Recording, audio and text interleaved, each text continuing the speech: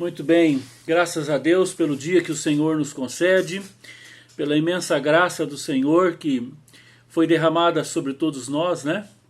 Tito fala que a graça se manifestou, a palavra manifestou lá é como o romper da aurora, né? O dia amanhecendo, quando o sol vem, ele vai expulsando todas as trevas e vai se manifestando, é uma manifestação da graça. Todos os dias nós experimentamos a manifestação da graça, né? Por isso que a vida é um presente de Deus, por isso que cada dia nós temos que ter essa atitude de adoração, de gratidão, de louvor ao nosso Deus.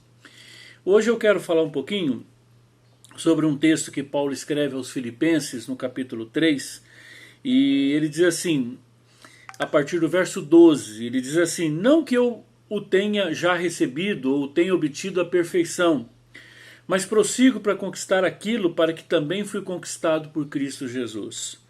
Irmãos, quanto a mim, não julgo havê-lo alcançado, mas uma coisa eu faço, esquecendo-me das coisas que para trás ficam e avançando para as que adiante de mim estão. Prossigo para o alvo, para o prêmio da soberana vocação de Deus em Cristo Jesus. Paulo está compartilhando aqui uma palavra, um princípio de vida que ajuda muito na nossa carreira cristã, na nossa caminhada, no nosso trabalho, nosso relacionamento familiar, em toda a nossa vida. É a graça que Deus pode nos dar de lidar com os nossos fracassos, com os nossos erros, com aquilo que não deu certo, ou com aquilo que não foi legal, que foi triste na nossa vida, e nós deixarmos para trás.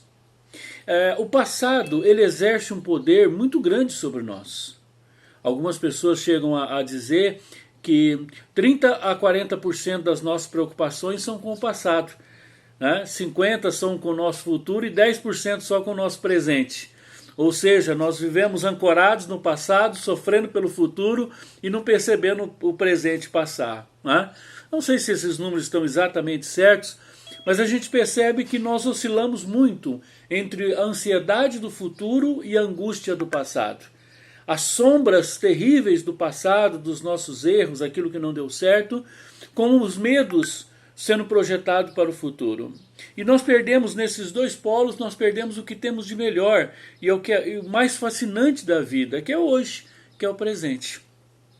Agora, Paulo está dizendo o seguinte: eu não tenho ainda, não alcancei tudo, não consegui tudo, eu não cheguei onde eu gostaria de chegar.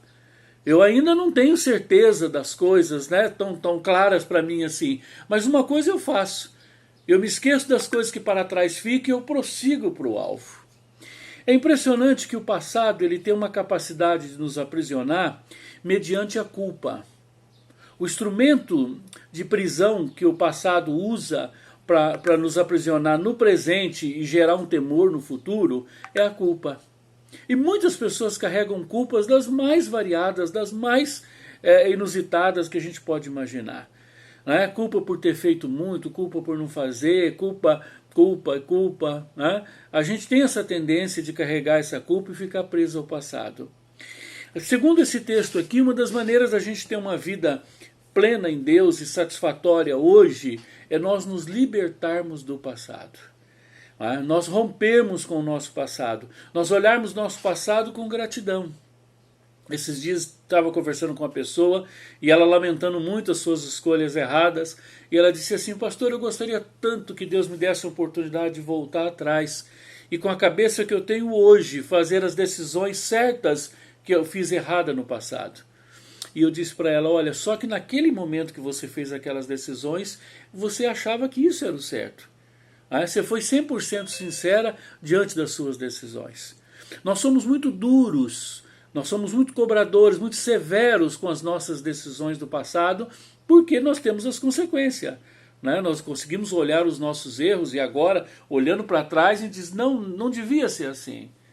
Mas Deus, a Bíblia diz que Deus faz cooperar todas as coisas para o bem daqueles que amam o Senhor. Inclusive as nossas mancadas, inclusive os nossos erros. Então, como que nós devemos olhar para o passado para a gente concluir esse pensamento? Com graça, com perdão, com misericórdia. Às vezes nós temos misericórdia dos outros e não temos da gente mesmo. Às vezes nós aceitamos os erros dos outros e não aceitamos o nosso. No fundo, quando nós temos muita dificuldade de remover uma pedra do passado, nós estamos montados em cima do orgulho. O orgulho de achar que eu não erro, não é possível que eu tenha feito aquele erro. Eu não admito que eu tenha feito da maneira que eu fiz. E isso nos aprisiona. Então a palavra de hoje para nós é: olhe para o teu passado com graça, com misericórdia. Diga: eu errei. Poderia ter acertado, seria muito melhor, claro, mas eu errei e não posso voltar atrás. E eu não vou carregar. Segundo lugar, nós precisamos aprender a nos perdoar. Esse é um processo difícil. Se é difícil perdoar os outros, é muito mais difícil perdoar a gente. A gente diz: eu não me perdoo, por que eu fiz isso, por que eu não fiz aquilo, por que a decisão foi errada? Nós precisamos nos perdoar. Como Cristo, como Deus em Cristo nos perdoa, nós precisamos olhar para o nosso passado, para os nossos erros, para os nossos fracassos e dizer: eu me perdoo. Você olha para o espelho e fala: Paulo Neriúcio, você está perdoado, vamos caminhar. E é o que Paulo diz: eu esqueço das coisas que para trás ficam, mas eu olho para frente, eu prossigo para o alvo, eu tenho muito por fazer ainda e eu quero conquistar em nome de Jesus. E o passado não vai ter essa força sobre mim. O passado nós temos que olhar com gratidão, com louvor, com reconhecimento de que apesar dos nossos erros, Deus é muito bom e Deus tem cuidado de nós. Vamos caminhar, vamos orar para frente. Não permita que as suas mancadas, as suas fraquezas do passado te impeçam de você ter uma vida maravilhosa na presença de Deus. Que o Senhor te abençoe no nome de Jesus e que eu e você possamos aprender a lidar com o nosso passado com graça, com perdão e com fé e esperança naquilo que Deus pode fazer ainda. Vamos orar. Senhor, tenha misericórdia de nós. Livra-nos, ó Deus, da prisão do passado. Liberta-nos, ó Deus, do pecado, do orgulho. Nos dê fé, Senhor, e convicção daquilo que o Senhor vai fazer daqui para frente. No nome de Jesus. Amém. Amém. Uma ótima semana para você. Que o Senhor te abençoe.